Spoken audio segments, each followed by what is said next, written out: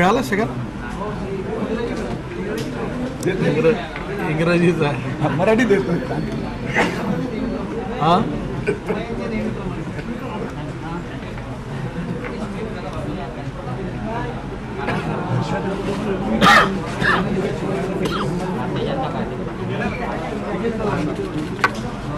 सुरू करतो.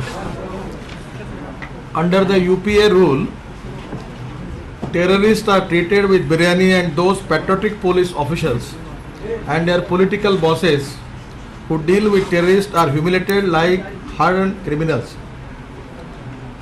By fabricating false and frivolous charges through these prisoners, the CBI and by arresting Amit Shah, the Home Minister of Gujarat, on that basis the central government has declared a hostile political war on the best performing state government in the country, led by Mr. Narendra Modi. The BJP regards this is equally a war on itself. BJP accepts these political challenges and will meet this political hostility and also meet the legal challenges posed by the prosecution.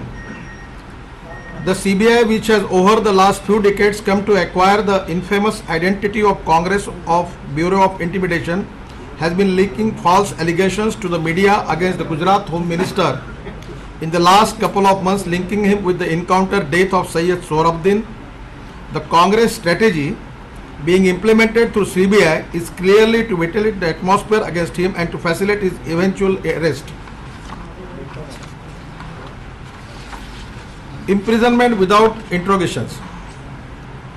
This is really one of the interesting thing, how they release the information to the media and the way in which they, particularly CBI move in this matter. This is very suspicious. The manner in which the CBI treated Amit by itself betrays its not too hidden intentions. First, the CBI began planting a news item in the media that they just wanted to question, just examine to him Amit Bhai on the Sohrabuddin encounter. When he wrote to them saying that he was willing to meet them to answer their questions, they took a step back and did not send any summons to him. Then they began planting news attempts day after day, saying that the arrest of Amit Bhai Shah was imminent, and last week this rumor mongering peaked. On Thursday, the CBI sent a summons asking Amit Shah to appear on an hour notice, saying that it wanted to question him as he was aware of the facts relating to the encounter, but at the same time briefed the media that they were about to arrest him. As Amit Shah was advised to ask for a day's time to find out what was the CBI's real motive.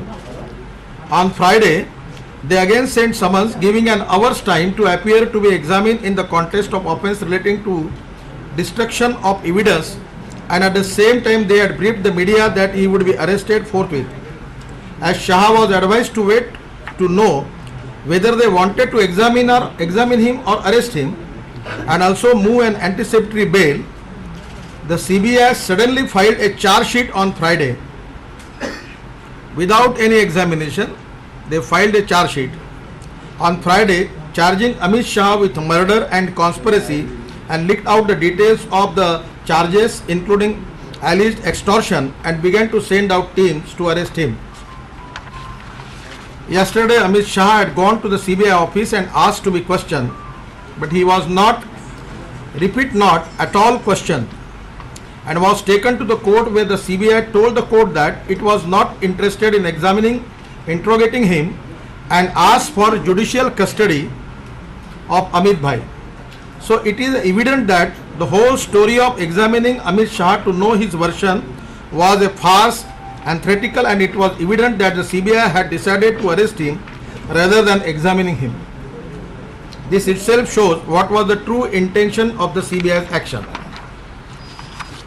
Now, as far as the CBI is concerned, the last track record of the CBI, which is always with you at the time of the cut motion, the way in which CBI protected Mayawati ji and Mulayam Singh and how they changed their affidavit, at the same time how they helped to Lalu Prasad Yadav, the history is known to you. CBI is constantly, the Congress party is using CBI as a weapon against the opposition leaders to blackmail them. Even in, it may be case of Jharkhand, Ismet may be case of any other opposition leader. This is the constantly the CBI's misuse by the Congress government. The CBI, which was entrusted by the Honorable Supreme Court with the task of investigating the Sohrawardy encounter, death of Sohrawardy and killing of his alleged wife Kaustubhi, began to target the Gujarat government from the word go.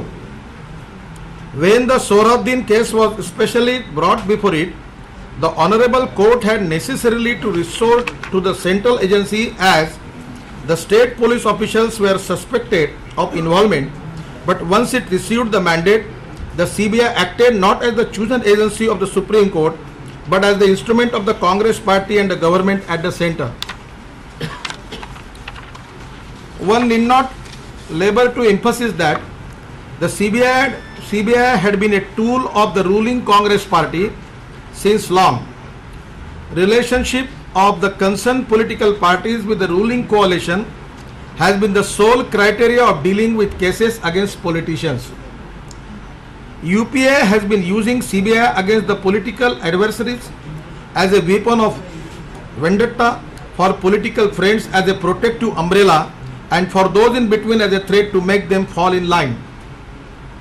Just take three well-known cases, almost undenied instance of the criminal compliance of the CBI with the Congress. First, the prosecution for the assassination of L.N. Mishra. The spelling mistake is there, please kindly rectify that. In 1970s, the case is still pending with CBI for 36 years. With the media investigation supported by Jagannath Mishra, the brother of L.N. Mishra, pointing to the fact that the CBI has suppressed the larger conspiracy, shielded the real culprits, and charged the innocent with the crime. It's a very interesting case. Those people who are innocent, they are punished in this case by the conspiracy of CBI. Second, the infamous Bofors case in 1990s involving Rajiv Gandhi and Kotrachi, in which the Congress President Sonia Gandhi was suspected to be protecting Kotrachi, who was deliberately allowed by the CBI to escape India first, and then again deliberately allowed by the CBI to smuggle away the bribe money kept frozen by India. And third, the latest cases involving opposition leaders in UP and Jharkhand and Bihar, where the Congress party shamelessly used the CBI to procure votes for its survival in parliament. The Congress party has always used CBI against political opponents, some recent example of which are they politically motivated and handling of cases against Mulayam Singh Yadav, Mayawati ji and Jayalalitha ji, and any further proof needed to say that CBI had always been virtually a political instrument of the Congress party. Now the target of UPA government and the Congress government is Gujarat government is the target. It's a very interesting thing. You can check this record from the Supreme Court also, that the Sohrawardy encounter investigation by the CBI was to target the BJP and to keep the Congress out of is evident from the fact, even though the Andhra Pradesh government led by Y.S. Rajashekar Reddy was equally involved in the arrest and encounter death of Sohrawardy. It is already on the record. The 7 police officers who are in the cadre of Andhra Pradesh, at that time the government was led by Y.S.R. Reddy, and at that time they were related with this Sohrawardy case. The CBI has completely left out the AP government from the radar, despite the fact